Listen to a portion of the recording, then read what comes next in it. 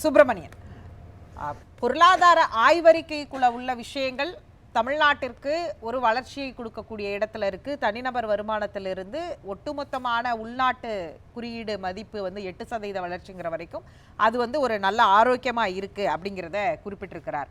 இந்த மொழி அடிப்படையில் ரூபாயை எழுதியிருப்பது இன்றைக்கு ஒரு பேசுபொருளாகவும் ஆகியிருக்கிறது. எதிர்க்கட்சிகள் சிலர் அதற்கான விமர்சனங்களை குறிப்பாக பாஜக வைத்திருக்கிறார்கள்.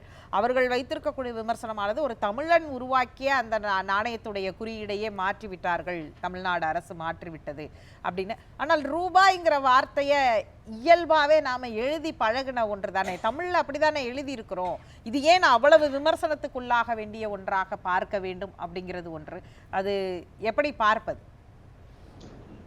சரி, முதல் கட்டமாக இந்த பொருளாதார ஆய்வறிக்கை சமர்ப்பிப்பது என்பது முதல் தடவை நடந்திருக்கு. இது வரவேற்கத்தக்க வேண்டிய விஷயம். ஏன்னா இனிமே வரும் ஆண்டுகளில் எந்தெந்த ஆட்சி வந்தாலும் இதை மாதிரி ஒரு பொருளாதார ஆய்வறிக்கை கொடுப்பாங்க. ஸோ கம்பேர் பண்ணுவாங்க. இனிமே இப்போ ஒரு பெஞ்ச் மார்க் நமக்கு கிடைக்கும். ஸோ அது ஒரு நல்ல ஒரு வரவேற்கக்கூடிய ஒரு விஷயமா நான் பார்க்குறேன். எங்கள் ஊர் பக்கத்தில் சொல்லுவாங்க, பூ வித்த காசு மணக்காதுன்னு சொல்லுவாங்க. அது மாதிரி என்னை பொறுத்த வரைக்கும் நீங்கள் இந்த ரூபா மாதிரி ரூ போடுங்க, இல்லை ஐஎன்ஆர் எழுதுங்க, இல்லைன்னா முன்னாடி இருக்கிற அந்த தேவநாகரி ஸ்கிரிப்ட் போடுங்க, அதை பற்றி நமக்கு கவலை இல்லை. நம்மளை பொறுத்த வரைக்கும் பேங்க்கில் கஜானாவில் எவ்வளோ பணம் இருக்குது அதுதான் பட்ஜெட்டில் பார்க்கணும். ஸோ இவங்க சொன்ன ஆய்வறிக்கையில் பார்த்தீங்கன்னா 27.22 லட்சம் கோடிகள் 22-23 நம்ம ஜிஎஸ்டிபியாக மாநில வருமானமாக அடைஞ்சிருக்கோன்றாங்க.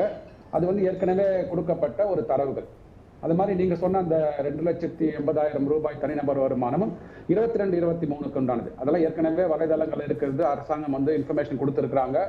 இன்னும் குறிப்பாக மேலே சொல்ல போனோம்னா இந்த 6,64,000 கோடி ரூபாய் முதலீடுகள் வந்திருக்கிறது ஜனவரி 2024 வந்துடுச்சு. போன நிதியாண்டிலே வந்துடுச்சுங்க. ஸோ இந்த நிதியாண்டில் எவ்வளோ வரும், இல்லை வரப்போகிற நிதியாண்டில் எவ்வளோ வரும் அப்படின்றது தான் என்ன மாதிரியான ஒரு பொருளாதார நிபுணர்கள் எதிர்பார்க்கறது. அதாவது இது முடிஞ்சு போனது. அதாவது 22, 23, 24 என்னென்ன டேட்டா நம்மள்ட்ட இருக்கோ, என்னென்ன தரவுகள் வந்ததோ அதெல்லாம் மக்கள் பார்த்துட்டாங்க. போன ஆண்டுல அதன் அடிப்படையில இருந்து தானே இந்த ஆண்டுக்கும் சொல்லி இருக்கிறாங்க. அது இந்த ஆண்டுடைய டேட்டாவை நீங்க பார்க்கலையா? வெறும் இது போன ஆண்டு சொல்லுவாங்க, ஆண்டாண்டு சொல்லக்கூடிய ஒன்று தானே. எந்த இடத்துல உங்களுக்கு மாறுபடுதுன்னு சொல்லுங்க. 6,64,000 கோடி ரூபாய் ஜனவரி 2024 வந்ததுன்னு சொன்னாங்க. 25 எவ்வளவு வரப்போகுது, 26 எவ்வளவு வரப்போகுதுன்னு அதுல தகவல் இல்லைங்க எனக்கு. அந்த 6,64,000க்குள்ள வரப்போகுதா இல்ல 6,64,000 தாண்டி வரப்போகுதா, அந்த புரிதல் நமக்கு தேவைங்க. இன்னொன்று $1 trillion எக்கானமின்னாங்க. நம்ம எல்லாத்தையுமே தமிழ் படிச்சிருவோமே இல்லைங்களா? எதுக்கு நம்ம ட்ரில்லியன் டாலர் அதெல்லாம் பற்றி பேசணும்? இன்னைக்கு தேதியில் பார்த்தீங்கன்னா $1 trillion economy is equal to 87 லட்சம் கோடி ரூபாய். இனிமேல் அதையே சொல்லுவோம். மேபி நம்ம முதலமைச்சருக்கு ஒரு கோரிக்கையாக கூட வச்சிடலாம், இல்லை இந்த பொருளாதார ஆய்வறிக்கை சமர்ப்பித்த அந்த நிபுணர்களுக்கு ஒரு அறிக்கையை வச்சிருக்கோம், ஒரு கோரிக்கையை வச்சிருவோம். இனிமேல் 87 லட்சம் கோடிகள் இன்னைக்கு ஃப்ரீஸ் பண்ணிப்போம் நம்ம. ஸோ இன்னைக்கு தேதியில நம்ம தமிழக ஜிஎஸ்டிபி, அதாவது வருமானம் எவ்வளோ இருக்குன்னு பார்த்தீங்கன்னா கிட்டத்தட்ட ஒரு 32 லட்சம் கோடிகள், ஒரு 55 லட்சம் கோடிகள் நம்ம போகணும். இன்னும் எவ்வளோ வருஷம் இருக்கு பார்த்தீங்கன்னா 5 வருஷம் தான் இருக்குது.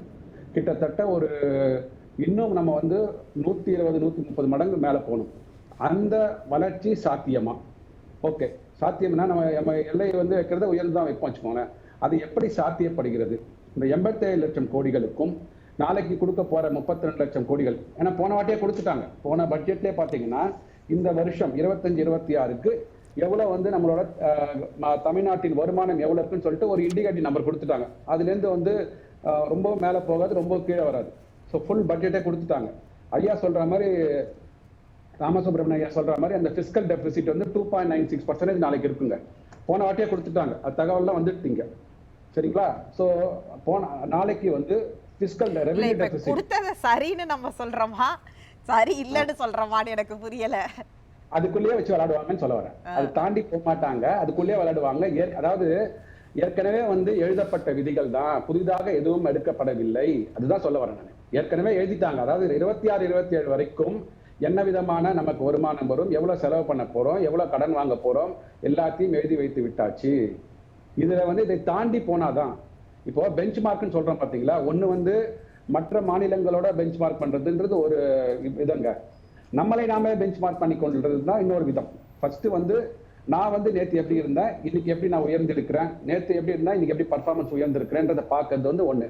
ஸோ போன வருடம் நம்ம வந்து நிதிநிலை அறிக்கை கொடுக்கும்போது 25-26க்கு உண்டான ஒரு பேராமீட்டர்ஸ் கொடுத்துருக்கோம். எவ்வளவு வருமானம் வரப்போகிறது, நம்ம எவ்வளவு கடன் வாங்க போறோம், எவ்வளவு வந்து ரெவென்யூ டெபிசிட், எவ்வளவு பிசிக்கல் டெபிசிட், அதுல நம்ம எவ்வளவு பெட்டரா பர்ஃபார்ம் பண்ண போறோம்ன்றது தான் நாளைக்கு பார்க்க போறோம் நம்ம.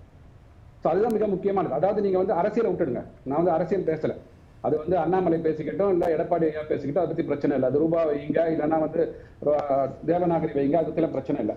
நம்ம இன்னைக்கு பேசுறது வந்து பட்ஜெட் ஆய்வறிக்கை பத்தி. ஆய்வறிக்கையில் என்ன சொல்லியிருக்காங்கன்றதுன்னா பழைய டேட்டாக்களே கொடுத்துருக்காங்கன்னு சொல்றேன். புதிதாக வருகின்ற 26-27 என்ன பண்ண போறோம், இல்ல நம்ம $1 trillion 87 லட்சம் கோடிகள் சொல்லியிருக்கோம் பாத்தீங்களா. இதுல எங்க ஒரு முரண் வருது நான் சொல்றேன் பாருங்க. திமுகவோட தேர்தல் அறிக்கையை பாருங்க. திமுக தேர்தல் அறிக்கையில 2031ஆம் ஆண்டு, அதாவது 21ல வந்து தேர்தல் அறிக்கை கொடுத்தாங்க பாத்தீங்களா. 2031ல நம்ம 35 லட்சம் கோடிகள் வந்து தமிழக வருமானத்தை உயர்த்தி காட்டுவோம்னு சொன்னாங்க. அதே திராவிட முன்னேற்ற கழகம் போன வருஷம் ஒரு 24-25 பட்ஜெட்டோட காப்பி நீங்க கையில வச்சிருந்தீங்கன்னா பாருங்க சார், அதையும் ஆய்வறிக்கையையும் நீங்க கம்பேர் பண்ணிக்கோங்க. நீங்க ஓவரால் டிஸ்பர்ஸ்மெண்டோடைய அமௌண்ட்டையும் டோட்டல் ரெசிப்ட்ஸ் நானும் கையில வச்சிருக்கேன், நீங்களும் கையில வச்சிருப்பீங்க. சோ நீங்க பாத்துக்கோங்க அதுல எந்த இடத்துல நீங்க டிஃபர் ஆகுறீங்க அப்படின்னு. ஏன்னா வெறும் நம்பர்ஸ் நம்ம அது 4000 அது இல்ல இன்னைக்கு நம்ம வந்து அனலைஸ் பண்ண முடியாது. இன்னைக்கு ஒரு அப்ப நாளைக்கு தான் அதை அனலைஸ் பண்ண முடியும் இல்லையா? நான் என்ன சொல்றேன்னா, நீங்க 87 லட்சம் கோடிகள் $1 trillion சொன்னீங்க இல்லையா. எப்படி நீங்க வந்து தேவநாகரி ரூபாயை வந்து ரூன்னு மாத்தினீங்களோ, $1 trillion 87 லட்சமா மாத்திருங்க. 87 லட்சம் ரூபாய்களா மாத்திருங்க, 87 லட்சம் கோடிகளா மாத்திருங்க. நாளைக்கு பட்ஜெட் சமர்ப்பிக்கும் போது நம்மளோட மாநில வருமானம் கிட்டத்தட்ட ஒரு 32 லட்சம் கோடிகள், 33 லட்சம் கோடிகள் இருக்கும். மீதி இருக்கிற 55 லட்சம் கோடிகளை 2030ல அச்சீவ் பண்ணணும் நம்ம, கரெக்டுங்களா? சோ அதை நம்ம எப்படி அச்சீவ் பண்ண போறோம், அதுக்கு என்ன ரோட் மேப், அது ஒண்ணு. அதுதான் இந்த பொருளாதார ஆய்வறிக்கையில கொடுப்பாங்க நான் எதிர்பார்த்தேன். சரி, ஆய்வறிக்கை என்பது என்னன்னா, நம்ம இப்ப என்ன பண்ணிருக்கிறோம், இனிமே என்ன பண்ணணும், எங்க நம்ம வந்து தமிழகம் எங்க போகிறது, ஒரு இண்டிகேட்டிவ் கொடுக்கணும் ஒண்ணு. ஆனா அதையே நீங்க டிஎம்கே மேனிஃபெஸ்டோல பாத்தீங்கன்னா 2031ல நம்ம 35 லட்சம் கோடிகள் தான் வந்து நம்ம ஜிஎஸ்டிபியா வச்சுக்க போறோம்ன்றாங்க. சோ 31ல 35 லட்சம் கோடிகள் சொல்லிட்டு 2030ல 87 லட்சம் கோடிகள்ன்றதா என்ன கணக்கு? யாராவது பாக்குறாங்களா? இதை யாருமே பாக்குறது இல்லை. ஏன்னா $1 trillion நமக்கு வந்து மல்டிப்ளை பண்ண தெரியாது, அப்படியே விட்டுட்டு போயிடும். சரிங்களா? அதனால என்னோட வேண்டுகோள், இனிமே வந்து $1 trillion என்பதை அழித்து, நீங்க சொல்றது மாதிரி 35 லட்சம் கோடினே வச்சுக்கோ. நான் பட்ஜெட்டை மொத்தமா சேர்த்தேன் 35 லட்சம் கோடியில இருந்து 87 லட்சமா எப்படி மாறும்னு நீங்க கேக்குறது மாதிரி தான் அந்த கேள்வி ஒரு நியாயமான கேள்வி. அரசை நோக்கி நீங்க ஒரு கேள்வி வைக்கிறீங்க, எப்படி மாத்த போறீங்க, இதுக்குள்ள என்ன மேஜிக் இருக்கு அப்படின்றத நாம கேக்குறோம். இதே கேள்வி மத்திய அரசுக்கும் பொருந்தும் தானே? கண்டிப்பா பொருந்தும். அதாவது 2004ல இந்த அவங்க சொல்லி இருக்கிற $5 trillion நீங்க அப்படியே தமிழ் படுத்திக்கோங்க. அவங்க அதை வந்து கோவிட் டைம்ல கொடுத்த ப்ராமிஸ், அவங்களுடைய மேனிஃபெஸ்டோல சொல்லி இருக்கிற ப்ராமிஸ், அப்புறம் சுதந்திர தின உரையில கொடுத்த 1 கோடி பேருக்கான வேலை வாய்ப்பு, இது எல்லாத்தையும் அந்த ப்ராமிசஸையும் நம்ம சேர்த்து பார்த்துக்கலாம். அதாவது இப்போ 2004ல யூபிஏ அரசாங்கம் பதவி ஏற்கும் போது $700 பில்லியன் இருந்தது நம்மளோட இந்தியாவோட வருமானம். அவர்கள் ஆட்சியை விட்டுட்டு போகும்போது 2014ல $1.77 trillion இருந்தது. அதுதான் ஐயா ராமசுப்ரமணியன் $2 trillion என்றாரு. To be precise 1.77. So $1 trillion வந்து அந்த 10 ஆண்டுகளில் உயர்ந்தது. வருடா வருடம் $100 பில்லியன் வருடா வருடம் உயர்ந்ததுங்க. 2014ல இந்த என்டிஏ அரசாங்கம் வந்ததுக்கு அப்புறம் 1.77 என்பது 2024 போன நிதியாண்டில் முடிவில் 3.77 உயர்ந்தது. $3.7 trillion உயர்ந்தது. ஸோ $2 trillion உயர்ந்தது. அப்போ வருடத்திற்கு $200 பில்லியன். சோ $100 பில்லியன் இருந்த யூபி அரசாங்கத்துல சராசரி ஜிடிபி growth. இல்ல சார், அத நீங்க தமிழ்லயே சொல்லுங்க. நீங்க அத இல்லமா இப்போ டாலர் நீங்க சொன்னீங்கல 87 லட்சம்ங்கிறது ஈஸியா எல்லாருக்கும் புரியுற மாதிரி இருந்துச்சு, அதே மாதிரியே சொல்லுங்க. அப்படியே சொல்லுங்க. 435 லட்சம் கோடிகள் வச்சுக்கோங்களே.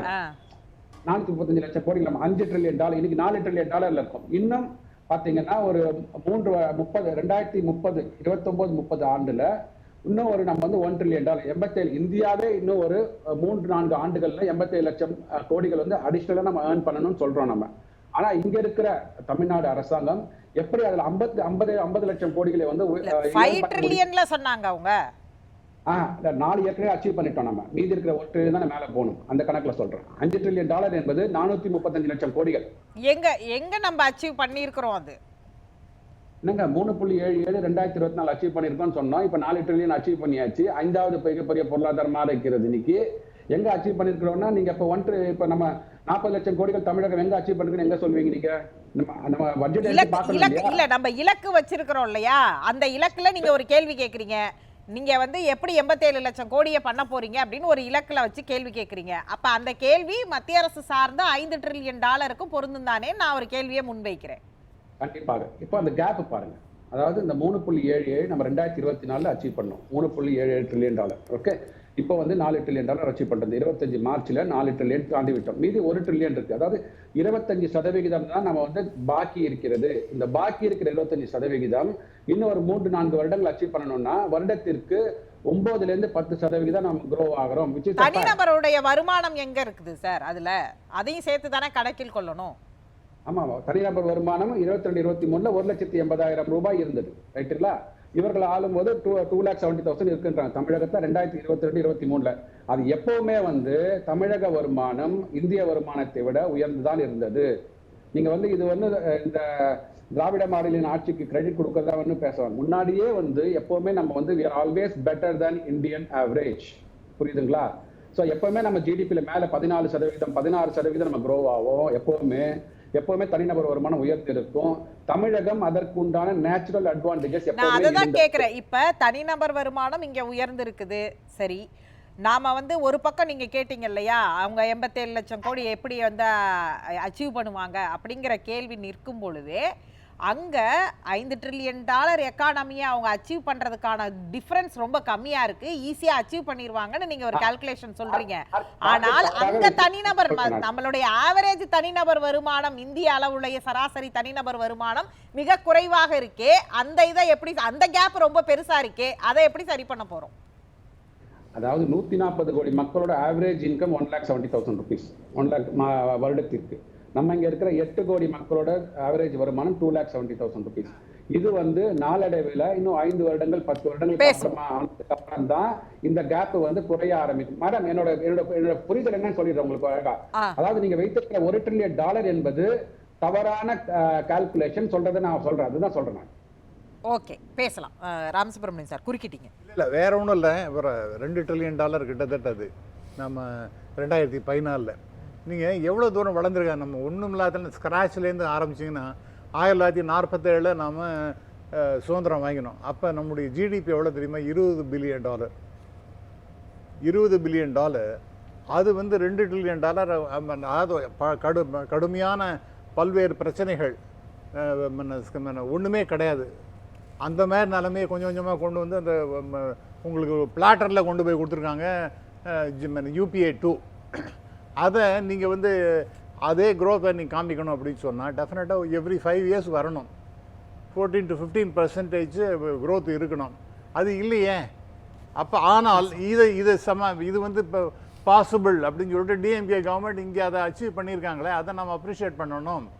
அதுதான் நான் சொல்கிறேன். 14-15% கரண்ட்